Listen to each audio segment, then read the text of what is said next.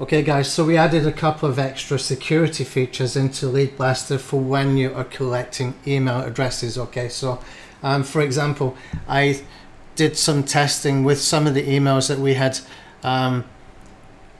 already had opt into one of my email lists, and I just took 100 emails at random, and here you can see the results. I've got 86 valid, 4 is invalid, and here we can see we've got 9 duplicates. Now the duplicates would not go into your autoresponder anyway. Most autoresponder services would just basically not add them a second time into the same email list.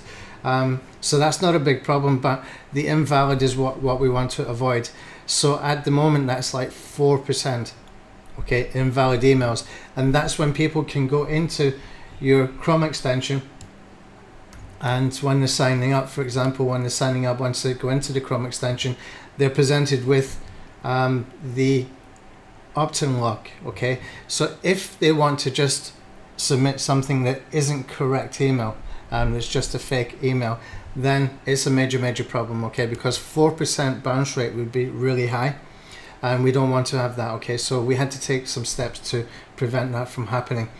Okay, so 2 things we have added in here. One is called the email validator. Okay, now the email validator is using a website called listverify.com, like I've just showed you here. Okay, this one is actually really cheap to use. Okay, so you can see I've just got some in-demand credit here. If you click on the buy credits, you can get, like, for 1,000 emails for $4. Okay, and that can protect you. And it can, what it means is you can maintain a single opt-in, which should keep your conversion rates higher. Okay. The second option is you can choose a double opt-in here. Now for the email validator, before I go further, I should have covered this. You can click here to get your services, and basically in your settings over here, you can put in the API key that they will give you for this email listverify.com.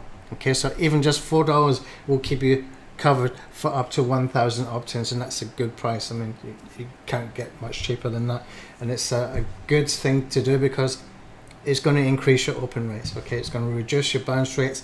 If you have reduced bounce rates, you're not going to get put in the spam folder so easily. Okay, if you have high bounce rates, good chances that you're going to get put into the spam folders very often. Okay, and that's going to hurt you for your deliverability, as far as, like, to get into an inbox, to get opens, to make money.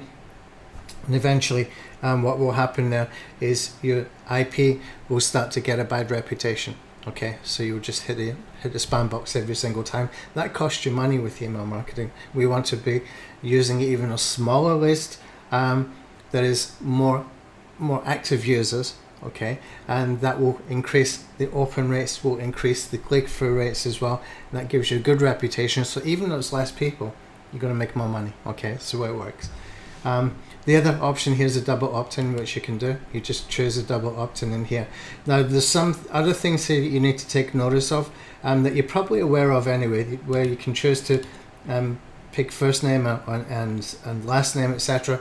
The one for the telephone number, okay, what I suggest you do here is give us a couple of days on that one, because I want to put in here that people realize that this is optional. Okay, it has to be optional. Okay, the reason why it has to be optional is because you will have far less conversion rate if people think they're being forced to give you the telephone number. Okay, or you're going to get a lot of fake telephone numbers. So I've got a telephone number being presented to me inside my list that's FFFFFFF, for example, just a bunch of letters. Okay, and that is no good to anybody. Okay, so people can do that. Okay, we can fix that to prevent people putting in a fake telephone number. But isn't it better if we just put a notification now that says, like, we will only contact you for specific purposes, and just maybe have a drop down list there that says, like, for webinar notifications, for special offers, whatever it might be. We might be able to add in something like that. So I ask you to give me a couple of days, or at least a week, to think about how to do this properly for the telephone number. But we need to put something in there so that people realize it's optional, but give them a good reason to opt in as well, so I can give you the tools to be able to make that happen.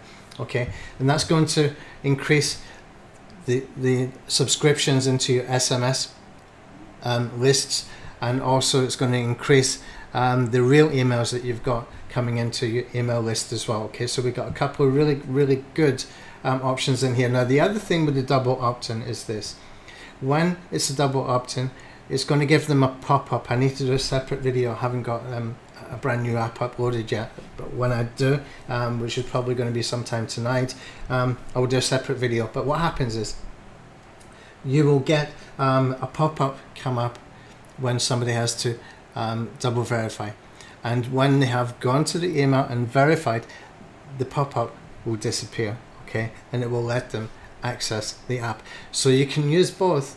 Okay, or one or the other, I should say. You don't need to use both. You can use the email validator, or you can use the double opt-in, and you might find one option is better with one type of list or one type of product or one type of checklist, for example, depending on what that may be. For example, if I'm doing one for YouTube SEO, there's a good chance the email validator might be the best one to use. Whereas if I'm doing one for being able to build an affiliate list, then the double opt-in is probably the best option. So you've got different options available to you for different tasks or for different types of email lists that you want to build. Okay, so that's basically a new update. It's a very good update. It's a good thing to add this in and add these extra options in here for the email validation. That takes things to a new level, and really, when it's costing you just $4 for 1,000 emails to be verified or validated, that is a good price. I mean, seriously, that's a very good price. So you can do that, and you're covered for quite a while doing that. As long as you are, building your list, okay, you're going to be covered. Anyway, thank you for watching.